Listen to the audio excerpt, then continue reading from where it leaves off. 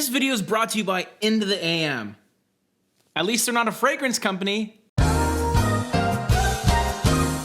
Welcome to J-ROYL, the best smelling channel on YouTube. No shade. Just like that, it is freezing outside. Literally. It is under 0 degrees Celsius for my Canadian viewers watching, which means winter is coming. If not, it's already here. It's Top 6 Sunday, everyone, which is my 6 fragrance list that I like to do occasionally. The winter lists are pretty special, and I have quite a few in store for you guys this season. There's a lot of fragrances here in the winter season that I only wear in the winter. They're too strong for the summer. They're too beastly and smoky for the spring. And in the fall, I'm still going through those transitions of those freshies and those green fragrances. Winter is all about beast mode fragrances. So I have 6 here that I want to feature my most anticipated winter fragrance list. I had like 15 fragrances I wanted to talk about, but I'll be featuring some of those other fragrances on other lists, like my under 100 designer list or my over 100 niche list. These ones are the outliers that I really wanted to feature for you guys. First one being Cape Heartache by Imaginary Authors. Now, although this technically wouldn't be classified as a winter fragrance, I put it on this list mainly because there's not a whole lot more wintry than Christmas and pine trees and Christmas trees.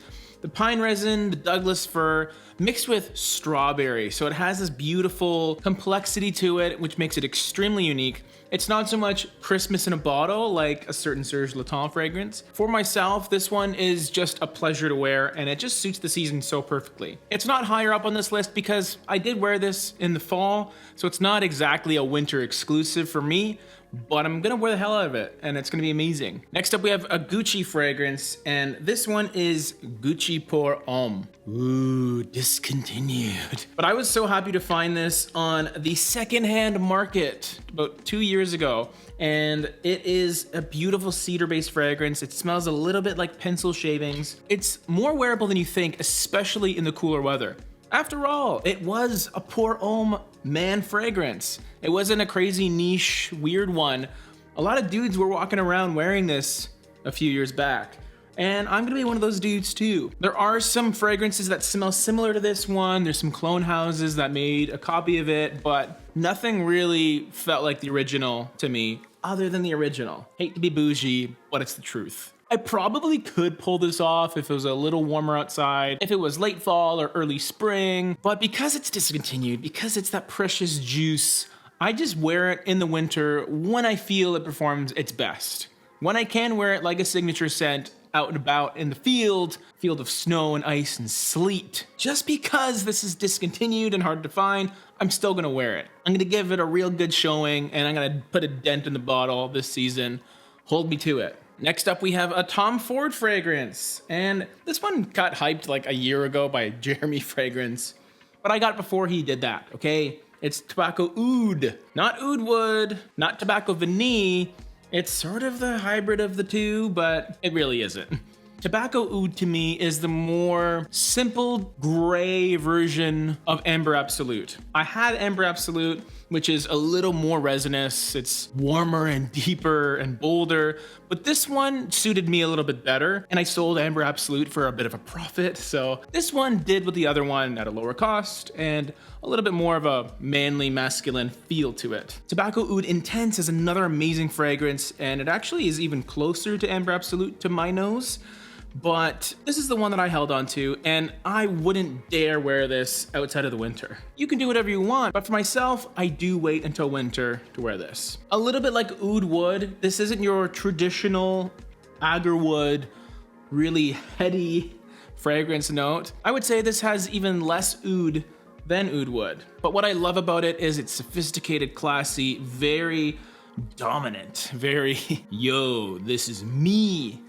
This is me. It's not very manly to sing show tunes, but that's okay.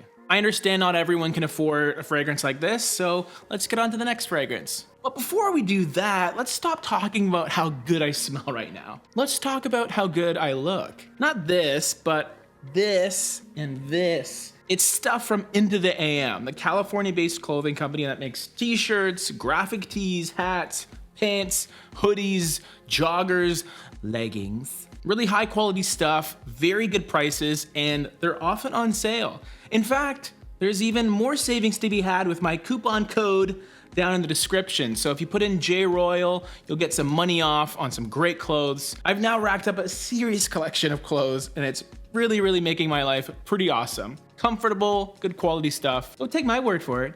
Try it yourself. So before I was talking about expensive fragrances, like Tom Ford, who's gonna pay me for that, huh? It's so expensive. Well, my next fragrance is quite a bit more expensive. It's Xerjoff's Alexandria 2. This is the strongest and most expensive fragrance in my collection. You would think this is like a Middle Eastern crazy oud fragrance, but it's not totally. It has oud, definitely does, but it also has sandalwood, it has rosewood, and I get a lot of lavender and cinnamon and some rose and I think apple. It kind of takes a little bit from Latent Exclusive, but then makes it really powdery, really sweet and woody and powerful.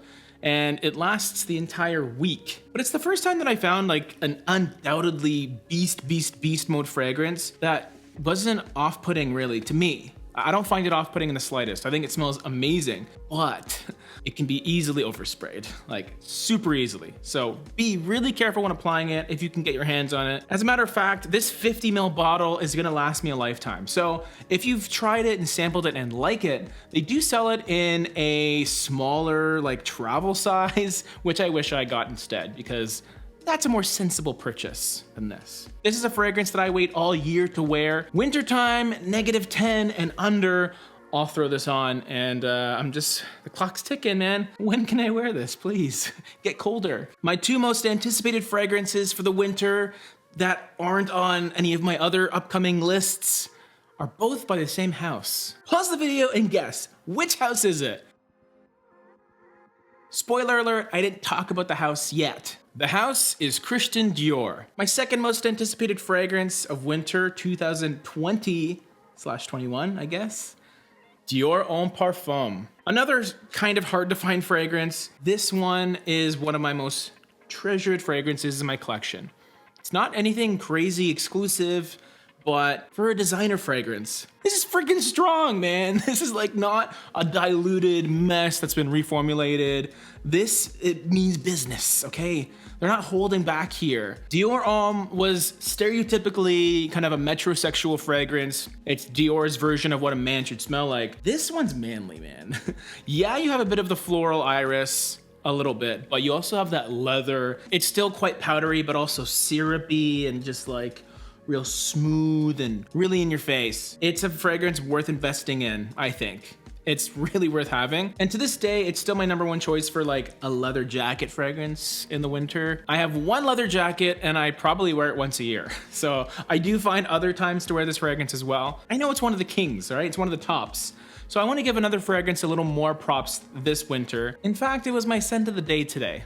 My #1 most anticipated fragrance of the winter is Fahrenheit Parfum.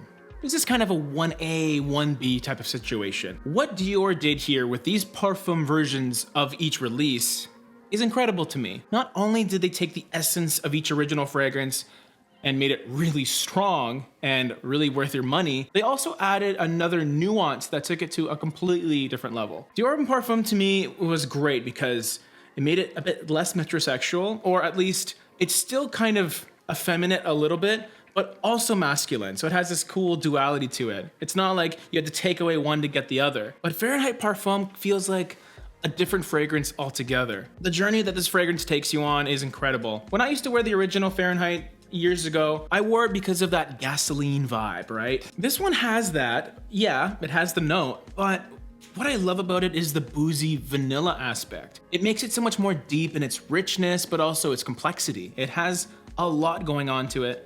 And it's a little more of a compliment getter, I feel. It's one that people will smell and be like, wow, what is that?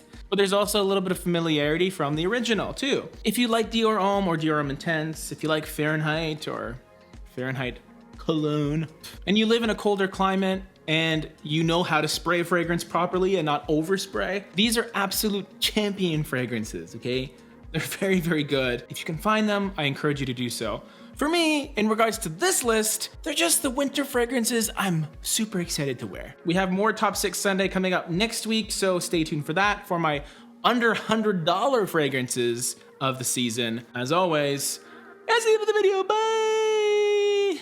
Smelling all these fragrances is making me feel silly.